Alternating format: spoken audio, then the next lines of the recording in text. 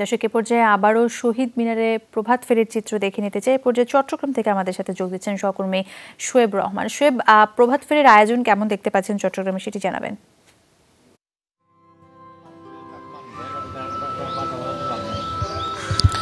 শাইলা, এখনো আসলে প্রভাত ফেরি আয়োজন অনেকটা ফাঁকাই বলা চলে।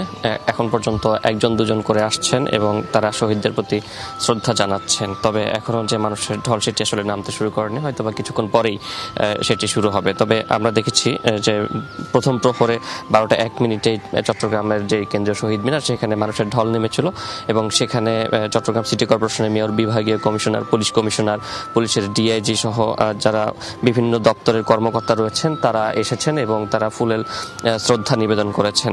এবং সেই সাথে তারা বলছেন যে আসলে 21-এর যে চেতনা, সেই চেতনাকে ধারণ করে নতুন প্রজন্মের হাত ধরে বাংলাদেশ এগিয়ে যাবে এমন প্রত্যাশা তারা করছেন। এবং সেই সাথে মুক্তিযোদ্ধা যারা রয়েছেন তারা দাবি করেছেন যে আসলে সর্বস্তরে যেন বাংলা ভাষার ব্যবহার নিশ্চিত করা হয়, সেই দাবিটি তারা করছেন। এবং সিটি কর্পোরেশনের পক্ষ থেকে মেয়র জানিয়েছেন যে এখনো পর্যন্ত যে সকল নাম ফলকে ইংরেজিতে লেখা রয়েছে সেগুলো তারা পরিবর্তনের জন্য উদ্যোগ গ্রহণ করবেন এবং সেই সাথে বাঙালির যে চেতনা সেটিকে তারা ছড়িয়ে দেওয়ার জন্য কাজ করবেন। এবং আমরা দেখেছি আসলে যে ছোট ছোট শিশু সন্তানদেরকে নিয়েও কিন্তু তারা অনেকে এসেছেন এই শহীদ মিনারে এবং ছোট ছোট শিশু সন্তান তারাও কিন্তু পুষ্পস্তবক অর্পণ করেছেন, ফুলের শ্রদ্ধা জানিয়েছেন যারা 52 ভাষা আন্দোলনে আত্মত্যাগ করেছেন তাদের প্রতি। এবং বাঙালি জাতির যে ইতিহাস, গর্বিত ইতিহাস, যে স্বাধীনতা যুদ্ধ, সেই যুদ্ধের কিন্তু ভিত্তিপ্রস্তর স্থাপিত হয়েছিল বলা যায় যে 52 ভাষা আন্দোলনের মধ্য দিয়ে, এবং যার চূড়ান্ত রূপ পেয়েছিল 71-এর মহান স্বাধীনতা যুদ্ধে। এবং যে কারণে এটি কিন্তু বিশেষ তাৎপর্যপূর্ণ এবং এই ইতিহাসগুলোকে জানিয়ে দেওয়ার জন্য, তরুণ প্রজন্মের মাঝে ছড়িয়ে দেওয়ার জন্য কিন্তু আজ সারা দিনব্যাপী নানা আয়োজন রয়েছে।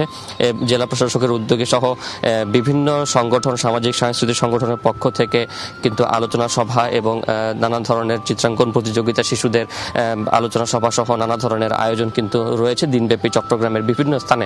এই বিষয়গুলো কিন্তু পালিত হবে এবং সেই সাথে শুধুমাত্র চট্টগ্রাম কেন্দ্রীয় শহীদ মিনার নয়, যে বিভিন্ন শিক্ষা প্রতিষ্ঠানে যে নিজস্ব শহীদ মিনারগুলো রয়েছে সেখানেও কিন্তু ফুলের শ্রদ্ধা নিবেদনের ব্যবস্থা করা হয়েছে অনেক জায়গাতে।